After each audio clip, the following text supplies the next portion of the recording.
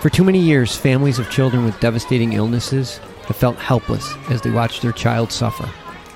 Today, they're taking matters into their own hands and finally finding relief treating their child with cannabis. This is one family's story.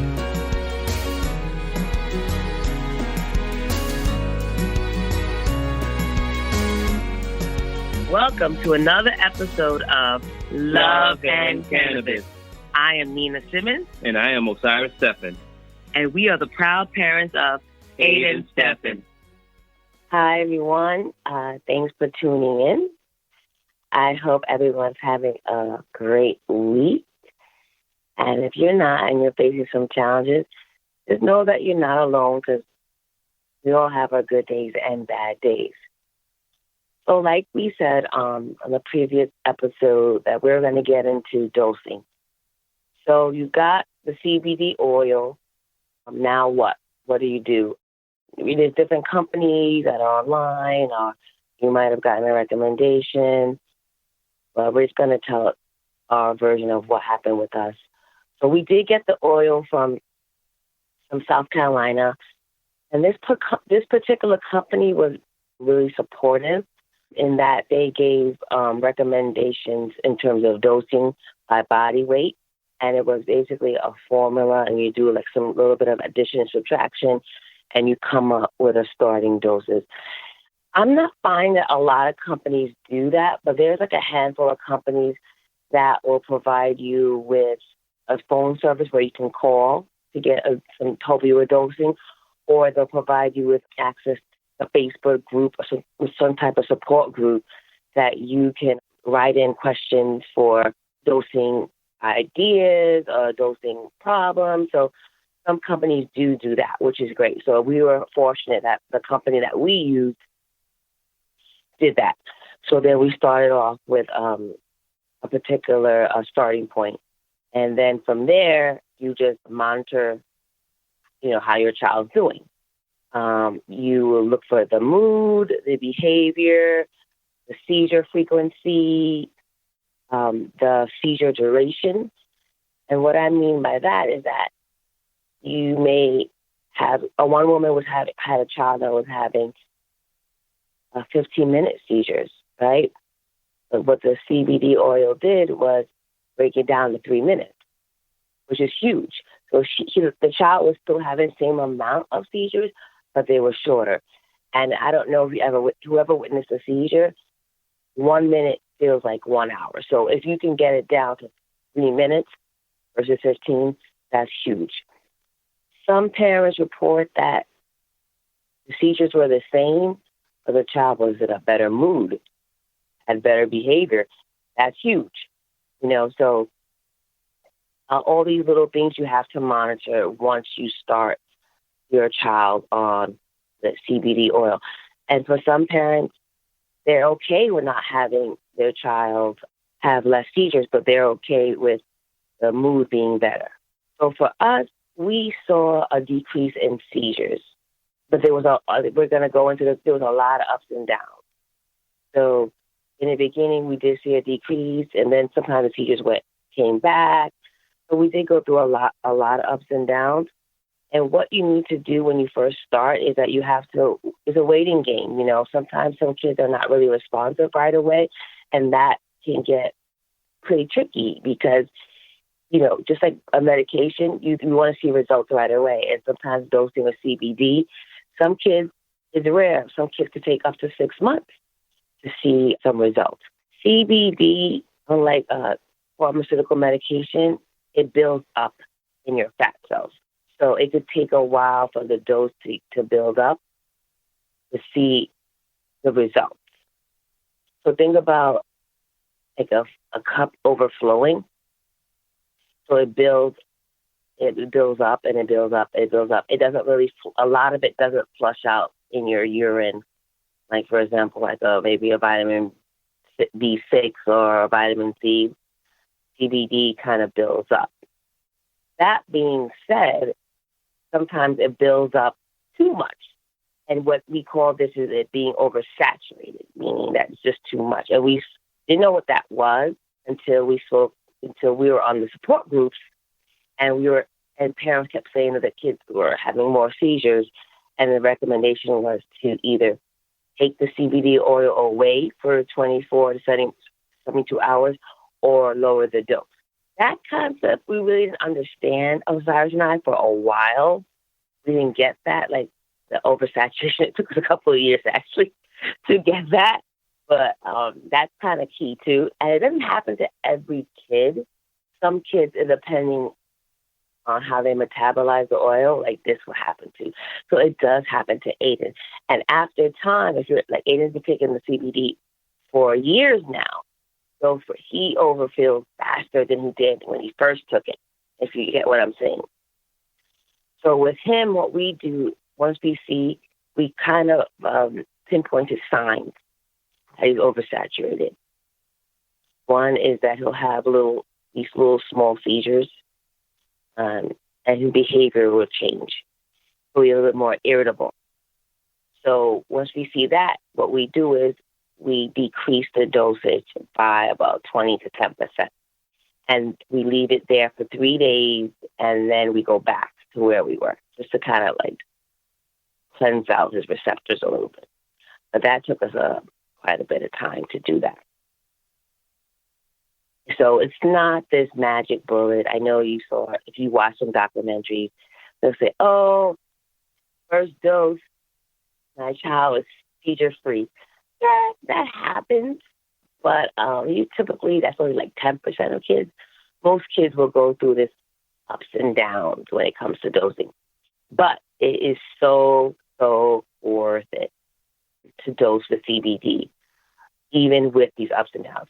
So Osiris we've been working as a team, and he's been really supportive of this basically merry-go-round we've been going through.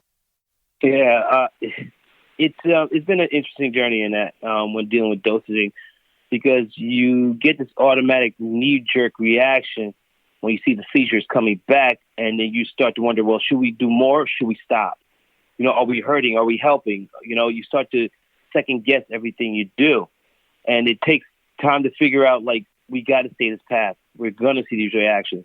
I would have to honestly say I've never done so much research on a particular thing than I have with CBD or my son's epilepsy, understanding, those things that relate to it that would affect him. Just a basic environment, sleep, water, diet, all those things play a role. And when Nina had told me, it's building up in his fat. So, you're thinking, well, do we lower the fat? Do we increase his fat? What do we do? And the best thing that we did was just stay consistent. Okay, we wrote down things that we noticed. We made sure we had a log. Like, we had notebooks everywhere. We tracked everything for almost about a year and a half, 2 years of just tracking his behaviors, tracking his meal intake. In fact, we got his para, who's at the school, with him daily to start, documenting his behaviors, documenting what he eats, documenting the number of seizures she sees. Because he's in school for 8 hours, and then when he comes home, we want to know what kind of day he had, so we know what we need to do that evening, or to see if we need to change anything, or if nothing needs to be changed and that we're on the right track. But it's an emotional roller coaster, because you will have some good days, and then you'll have a hiccup. But knowing that you have something to fall back on and looking at your notes, you go back, and that's what we did. We went back to our notes. We're checking, like, okay, this day he had very little to no seizures. That means we're on track. Let's add or let's take away. And those are things that we did, and that helped a great deal, especially it helped manage our emotions, because a lot of times you're just thinking to yourself, like, are we doing the right thing? And knowing that we're using a plant, a natural plant, mind you, it's safe in that sense.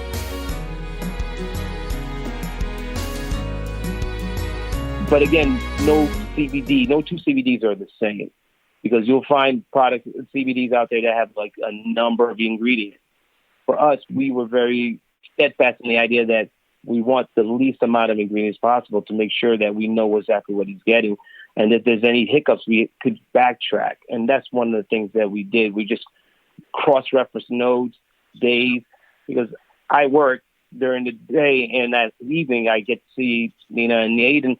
Aiden's probably asleep already, so Nina fills me in on his day when he got home from school. So we go over notes and we just start to go over information that we picked up, things that we've read, and basically just cross-check each other and pretty much do those fact-checking and the fact that, hey, our son had a great day. He didn't have a great day. Those things. And we look at all aspects of his everyday life to make sure when it comes to the dosing that we're doing it the right way. And again, like Nina stated, it's not a magic bullet, but it does make a difference once you've gotten it down, once you've gotten the dosaging down and you understand how it works. Because of the fact that we had some challenging moments where we were either dosing him 5 to 6 times a day. It would be at 6 o'clock in the morning, 10 o'clock in the morning, then again at 6 o'clock at night, then 11 o'clock while he's asleep, wake him up to a dose. If the seizures were starting to exacerbate, we would give it to him regularly just to see if it would subside, just to get to see the system. And sleep is very important for any child that's growing. So that told us we may need to change our dosing patterns.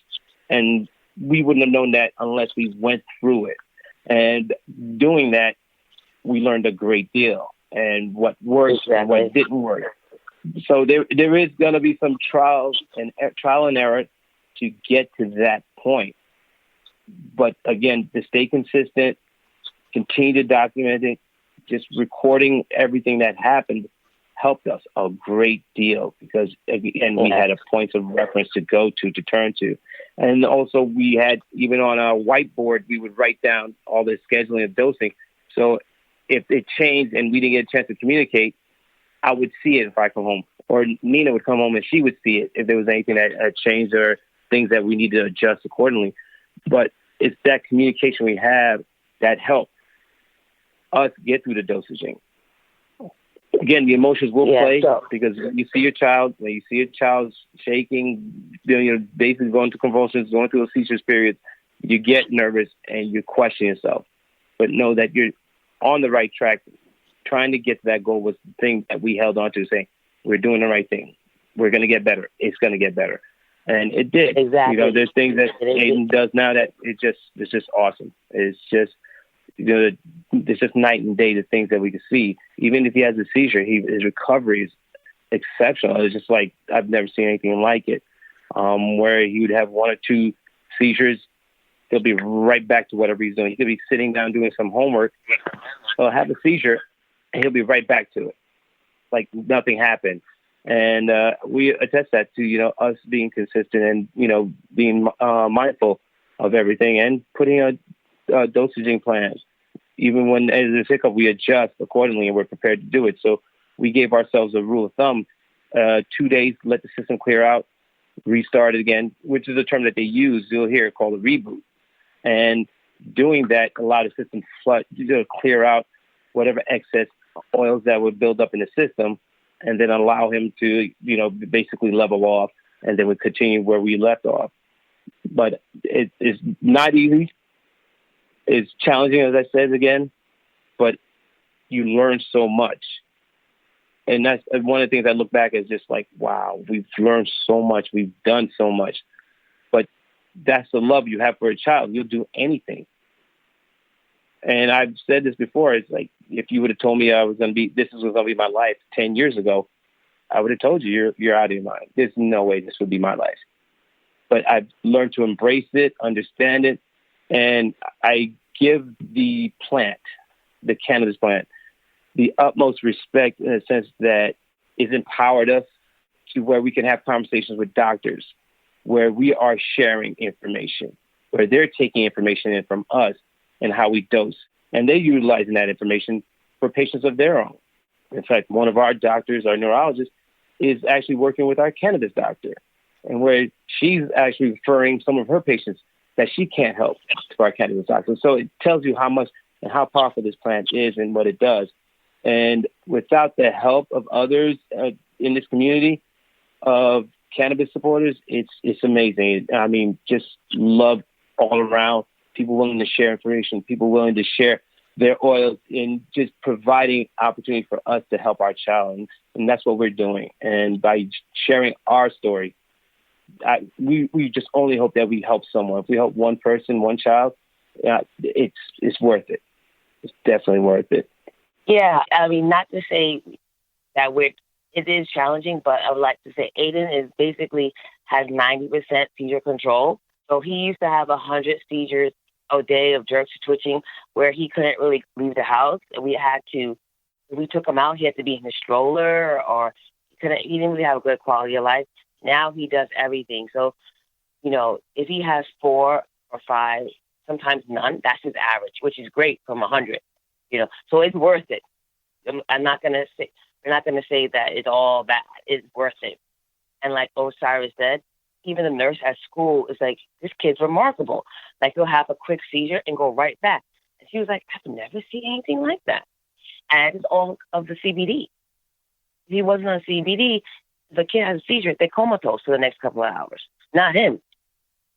He could have a seizure, like even a big seizure, and wake up and go to school. And no one would know. So it's really amazing. What I didn't get to say was we did use a cannabis doctor. Shout out Dr. Shin. So after a while, with all this running around with the dosing, he did get a cannabis doctor. And then one more thing before we end the episode, I wanted to give a quick resource. It's a website called The Realm of Caring, and they are not-for-profit. They support cannabis science. They support research.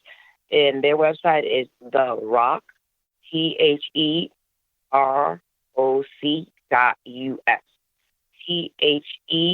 THEROC.US. And you can call them. I have called them. I had discussions with them. They gave me resources and research. If you like to read about CBD research, they're great. You become a member. Everything is free. They'll provide you with dosing tips as well as give you recommendations on CBD companies that they recommend.